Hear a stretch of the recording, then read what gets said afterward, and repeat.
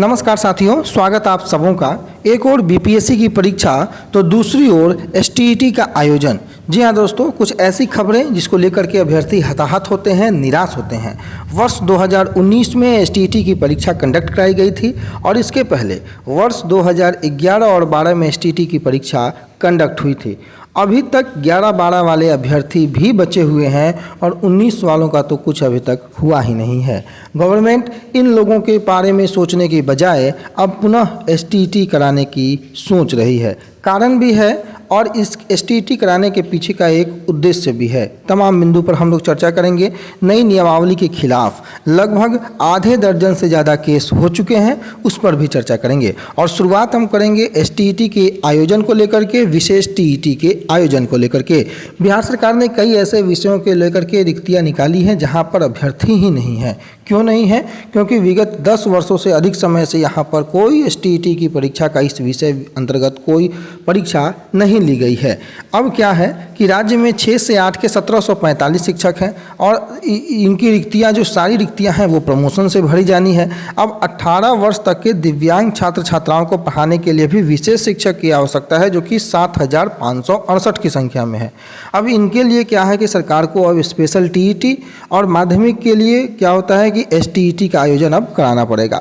विभाग जो है इनके आयोजन के लिए संबंधित दिशा निर्देश जो हैं वो जारी करने का आदेश उन्होंने दे दिया है। अब विशेष शिक्षक की नियुक्ति का मामला अगर आप देख ले तो कक्षा 6 से 8 और 9 से 10वीं कक्षा के लिए होनी है, जिसमें मंत्रिमंडल में जो बैठक हुई थी उसमें पदों की स्वीकृति मिल चुकी है। और शिक्षा विभाग के मुताबिक 2019 में जिन विषयों की एसटीईटी की परीक्षा कंडक्ट नहीं कराई गई थी, उन विषयों की एसटीईटी की परीक्षा अब कंडक्ट कराई जानी है, जिसमें मुख्य रूप से कला संकाय की एसटीईटी की परीक्षा है। अब कला संकाय में मुख्य रूप से कौन कौन से विषय शामिल होते हैं? तो भाई कला संकाय में सबसे पहले अगर आप देखेंगे तो हिस्ट्री है, ज्योग्राफी है, पॉलिटिकल है, इकोनॉमिक्स है और कई अन्य ऐसे विषय हैं जिनको एसटीईटी का आयोजन वर्ष 2019 के एसटीईटी में नहीं कराया गया था। तो जिनका आयोजन बाकी है उनका आयोजन होगा। विशेष शिक्षकों के लिए टीटी का आयोजन होगा।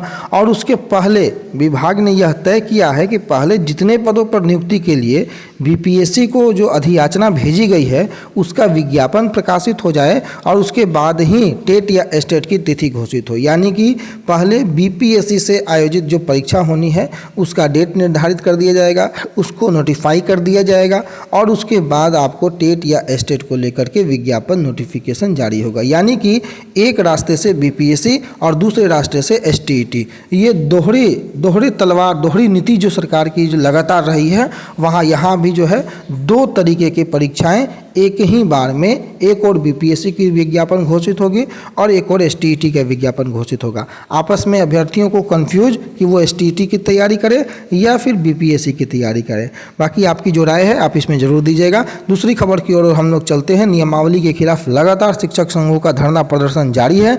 आप ये देख रहे हैं पटना से ये खबर है। माध्यमिक शिक्षक संघ के आह्वान पर जिला इकाई ने सोमवार को भी गर्दनीबाग पटना में धरना दिया। धरना में शामिल शिक्षकों ने अध्यापक नियुक्ति नियमावली 2023 का विरोध किया। आंदोलन का नेतृत्व करने वाले जिलाध्यक्ष नित्यानंद सिंह, सचिव जितेंद्र कुमार, राज्य कार्यकारिणी सदस्य सुधीर कुमार और गौतम महात्मा ने संयुक्त रूप से इस बैठक में, इस धरने में भाग लिया। तमाम जगहों पर नई नियमावली की विरोध की खबरें आपको देखने को मिल रही हैं। चरणबद्ध आंदोलन की चेतावनी शिक्षक संघों के द्वारा तमाम जिलों से आ रही है और अब तो प्राथमिक शिक्षक संघ भी आंदोलन में शामिल होने का जो है वो अपना ऐलान कर चुका है। नई अध्यापक नियमावली के विरोध में अब प्राथमिक शिक्षक संघ भी धरना देंगे। डीएम के माध्यम से सीएम को सौंपा जाएगा ज्ञापन और 27 मई को जिला मुख्यालय पर जिला पदाधिकारी के कार्यालय के समीप 1 दिवसीय धरना का कार्यक्रम होगा।